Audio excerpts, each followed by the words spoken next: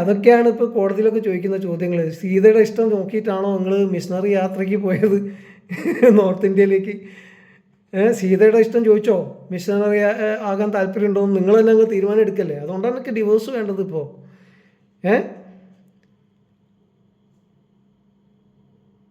അന്നത്തെ എന്ന് പറഞ്ഞാൽ ഭാര്യമാർ ഭർത്താക്കന്മാരെ ബഹുമാനിക്കുന്ന ഒരു കൾച്ചർ. അച്ഛനമ്മ, അമ്മയാണെങ്കിൽ പോലും മക്കൾ ആണുങ്ങളാണെങ്കിൽ പോലും ആ ആണുങ്ങൾ അച്ഛനമ്മയെ ബഹുമാനിക്കുന്ന ഒരു കൾച്ചർ. അച്ഛനമ്മ ആ രാജസ്ഥാനം ഉപേക്ഷിക്കാൻ പറഞ്ഞിട്ട് അവൻ തയ്യാറായി. പക്ഷെ ഷാജഹാൻ്റെയും മുംതാസിൻ്റെയും മകൻ എന്താ ചെയ്തത്? അച്ഛനെയും അമ്മയും ബഹുമാനിച്ചോ? ഔറംഗസേബിന് ചെറുപ്പത്തിൽ രാമായണത്തിൻ്റെ കുറച്ച് പാഠങ്ങൾ അക്ബറിന് ലഭിച്ചതുപോലെ ലഭിച്ചിരുന്നെങ്കിൽ ഒരു പക്ഷേ ഔറംഗസേബ് അവൻ്റെ അച്ഛനെയും അമ്മയും ആ ഒരു അവസ്ഥയിലാക്കിയിട്ട് രാജാവാകണമെന്ന് ആഗ്രഹിച്ച് അവൻ്റെ സിബ്ലിങ്സിനെ എല്ലാം കൊല്ലുന്ന ഒരു അവസ്ഥ ഉണ്ടാവില്ലായിരുന്നു. അതിൽ കുറേ കാര്യങ്ങൾ നമ്മുടെ ഭാരത സംസ്കാരത്തിൽ നിന്ന് നമ്മുടെ മുസ്ലിങ്ങൾക്ക് പഠിക്കാനുണ്ട്. അത് മനസ്സിലാക്കിയത് കൊണ്ടാണ് അക്ബർ ദിനിലാഹി എന്ന് പറയുന്ന ഒരു പുതിയ മതം ഉണ്ടാക്കാൻ തന്നെ ആഗ്രഹിച്ചത്. അതിൽ ചില കാര്യങ്ങൾ ഹൈന്ദവരുടെ സ്റ്റോറീസ് നിന്ന് എടുത്തു. ചില എന്ന് പറഞ്ഞാൽ ഒരു ദൈവത്തെ ആരാധിക്കുന്നു, ഇൻവിസിബിൾ ആയിട്ടുള്ള ഗോഡിനെ ആരാധിക്കുന്നു, അങ്ങനത്തെ കുറേ കാര്യങ്ങൾ തൻ്റെ വിശ്വാസത്തിൽ നിന്ന് സ്വീകരിച്ചു. അങ്ങനെ ഒരു ഹൈബ്രിഡൈസേഷൻ അന്നേ നടന്നിട്ടുണ്ട്. അപ്പോൾ ഇന്ന് നടക്കാതിരിക്കുമോ? അപ്പോൾ ഈ അക്ബർ ബീർബലിനെ ഒരു ഹൈന്ദവ പശ്ചാത്തലത്തിലുള്ള ഒരു മനുഷ്യനെയാണ് അവൻ്റെ സെക്രട്ടറി ആക്കി എടുത്തിരിക്കുന്നത്. അതെന്താ കാരണം? അവൻ ജ്ഞാനവും വിവേകമൊക്കെ നോക്കിയിട്ട്. പക്ഷെ ഔറംഗസേബ് അങ്ങനെയാണോ ചെയ്തത്? അല്ല. എന്താ കാരണം?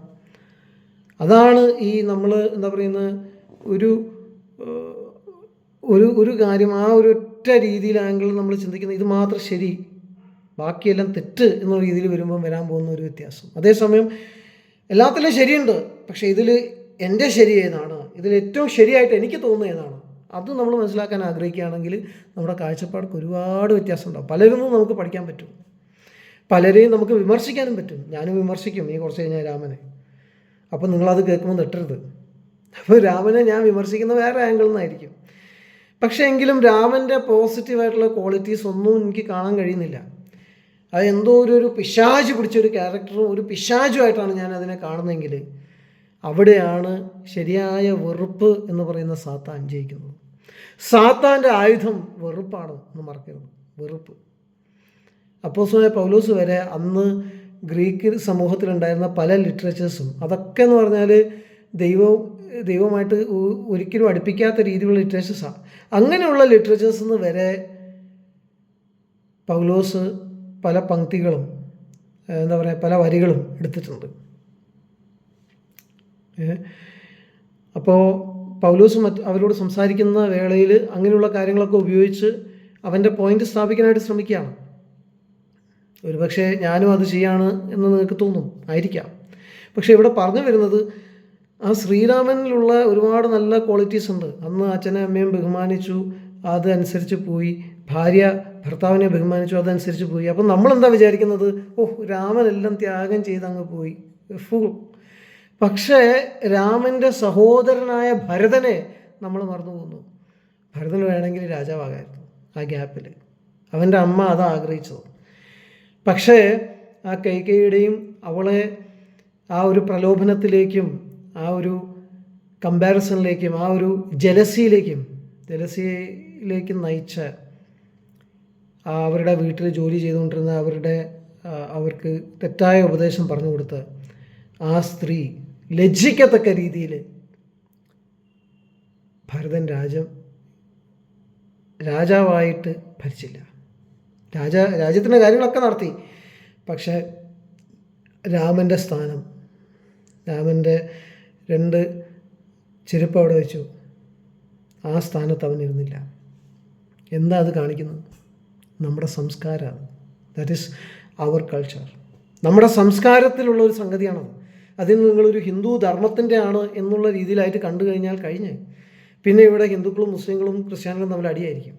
പക്ഷേ ഇത് നമ്മുടെ സംസ്കാരത്തിൻ്റെ ഒരു ഭാഗമാണ് എന്നുള്ള രീതിയിൽ മനസ്സിലാക്കിയിട്ട് ആ സ്റ്റോറിയെ നമ്മൾ ആസ്വദിക്കുകയാണെങ്കിൽ, അതിലുള്ള വാല്യൂസിനെ നമ്മൾ പ്രാധാന്യം കൊടുക്കുകയാണെങ്കിൽ നമ്മളെ ബൈബിളിലുള്ള പല കാര്യങ്ങളും അത് വെച്ച് നമ്മൾ നോക്കുമ്പോൾ നമുക്ക് തോന്നും, അയ്യോ ഇതൊക്കെ കർത്താവിൻ്റെ സ്വഭാവമാണല്ലോ, ഇതൊക്കെ യേശു ക്രിസ്തുവിൻ്റെ സ്വഭാവമാണല്ലോ. യേശു ക്രിസ്തുവിനോട് എത്ര സാമ്യമുണ്ട് ഈ ഭരതന്, അല്ലേ? താൻ രാജാവായിരുന്നിട്ട് പോലും രാജാവാകാതെ കൽവറി ക്രൂശിൽ തകർക്കപ്പെടുന്നു. ദൈവമാണ് രാജാവ്. ആ ദൈവത്തിൻ്റെ സ്ഥാനം ഒരിക്കലും കവർന്നെടുക്കാതെ, അവിടെയുള്ള സ്ഥാനമാനങ്ങളും സ്വന്തമായിട്ട് കവർന്നെടുക്കാതെ, ദൈവം എന്നെ രാജാവായി ഇവിടേക്ക് അയക്കും, ഇതിൻ്റെ മുമ്പിൽ മുഴുവൻ ഞാൻ രാജാവായിരിക്കും, ദൈവത്തിന് തത്തുല്യനായ ദൈവം തന്നെയായ ആ ദൈവം ആ ഒരു തീരുമാനം എടുക്കണം. ഒന്ന് ആലോചിച്ച് നോക്കേ, എന്താ അത്? അതിനോട് എത്രയോ സാമ്യമുള്ള, എത്രയോ ക്ലോസ് ആയിട്ടുള്ളൊരു സംഭവമാണ് ഭരതൻ്റെ ത്യാഗം എന്ന് പറയുന്നത്. നമ്മൾ നോക്കുന്ന എന്താണ്? രാമൻ്റെ ത്യാഗം മാത്രമേ നമുക്ക് കാണാൻ പറ്റുള്ളൂ. പക്ഷെ ഭരതനും ഒരു ത്യാഗം ചെയ്തിട്ടുണ്ട്, വലിയൊരു ത്യാഗമാണ്. പിന്നെ അവിടെ ഇരുന്ന് പ്രാർത്ഥിക്കുകയാണ് രാമൻ. എന്തിനാണ് പ്രാർത്ഥിക്കുന്നത്? ശിവൻ്റെ അംഗീകാരം കിട്ടാൻ. ശിവനാണെന്ന് പോലും നമ്മുടെ രാവണൻ്റെ ദൈവം. അപ്പോൾ രാവണൻ ശിവനെ ആരാധിച്ചിട്ടും അവൻ്റെ മനസ്സ് ശരിയായില്ല. ഇപ്പോഴും അവനെന്താ വേണ്ടത്?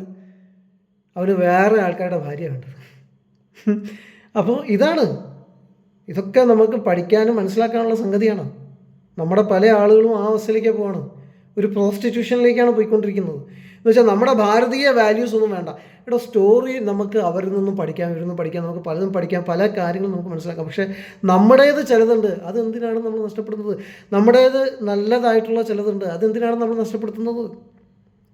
അതും ഇതിനകത്ത് ചേർത്ത് വായിച്ച് അവർക്കും മനസ്സിലാവണം, ഈ ഭൂമിയിൽ ഇങ്ങനെയുള്ള ആളുകൾ ഉണ്ടായിട്ടുണ്ട്, അവരിൽ ഇങ്ങനത്തെ വാല്യൂസ് ഉണ്ട് എന്ന് വിചാരിച്ച് അവരൊക്കെ മതം മാറ്റണം, അവരൊക്കെ ഹിന്ദുസ് ആക്കണം എന്നല്ല ഞാൻ പറഞ്ഞത്.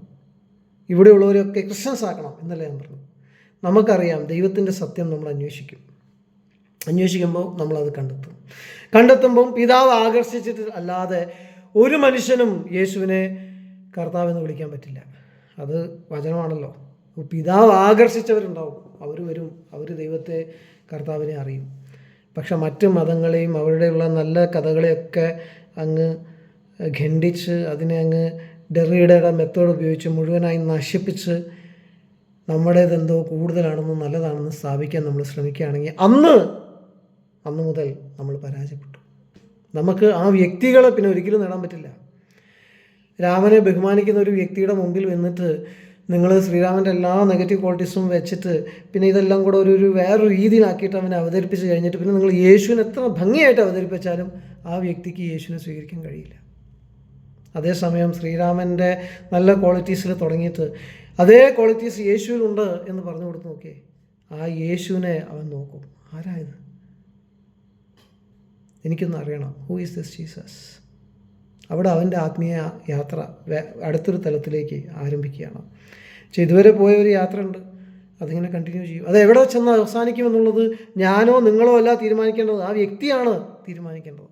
അതിനുള്ള സ്വാതന്ത്ര്യം ഇവിടെ ഉണ്ട്. അത് നമ്മളെ നാടിൻ്റെ ഒരു സവിശേഷതയാണ്. നമ്മൾ പറയുന്നത് സെക്യുലറിസം വന്നാലേ ആ സ്വാതന്ത്ര്യം വരുള്ളൂ. സെക്യുലറിസമൊക്കെ എപ്പോഴാണ് വരുന്നത്? 200 കൊല്ലം മുമ്പെയോ? അത്ര പോലും ആയിട്ടില്ല സെക്യുലറിസം തുടങ്ങിയിട്ട്. അതിനൊക്കെ എത്രയോ മുമ്പ് മുതൽ നമ്മുടെ ഭാരതത്തിൽ, നമ്മുടെ രാഷ്ട്രത്തിൽ, നമ്മുടെ രാജാക്കന്മാരുടെ ഇടയിൽ ജ്ഞാനത്തിന് വേണ്ടിയുള്ള ആഗ്രഹം, അത് ഏത് സോഴ്സിൽ നിന്ന് കിട്ടിയാലും ജ്ഞാനത്തോടുള്ള ബഹുമാനം, എല്ലാ മതങ്ങളോടുള്ള ബഹുമാനം ഉണ്ടായിട്ടുണ്ട്, സ്നേഹം ഉണ്ടായിട്ടുണ്ട്. നമ്മുടെ രാജ്യത്തെ നമുക്ക് സെക്യുലർ എന്ന് വിളിക്കാൻ പറ്റില്ല. സെക്യുലർ എന്ന് പറഞ്ഞാൽ എന്താണ്? മതമില്ലാത്ത അവസ്ഥ, ഇർറിലീജിയസ് എന്നാണ്. നിങ്ങൾ ശരിയായ രീതിയിൽ അതിൻ്റെ വാക്കിൻ്റെ അർത്ഥം നിങ്ങൾ നോക്കിയാൽ അതാണ്. സെക്യുലർ എന്ന് പറയുന്നത് കോൺസെപ്റ്റ് സേക്രഡിൻ്റെ ഓപ്പോസിറ്റാണ്. സേക്രഡ് എന്ന് പറഞ്ഞാൽ മതം ഏതൊക്കെ കാര്യങ്ങളെയാണോ പുണ്യ കാര്യങ്ങളായിട്ട് പറഞ്ഞ് അതിനെയാണ് നമ്മൾ സേക്രഡ് എന്ന് വിളിക്കുന്നത്. സേക്രഡ് എന്ന് പറഞ്ഞാൽ പുണ്യം അല്ലെങ്കിൽ പുണ്യത അല്ലെങ്കിൽ നല്ലത്, ഡിവൈൻ, ഹോളി. പ്രൊഫൈൻ എന്ന് പറഞ്ഞാൽ അതിൻ്റെ ഓപ്പോസിറ്റ്, ഈവിൾ, ചീത്ത, മോശം. അപ്പോൾ ആ പ്രൊഫൈനിൻ്റെ ഒരു പര്യായമാണ് സെക്യുലർ എന്ന് പറയുന്നത്. എന്തൊക്കെയാണോ റിലീജിയൻ ഒഴിവാക്കുന്നത് അതൊക്കെ സെക്യുലയാണ്.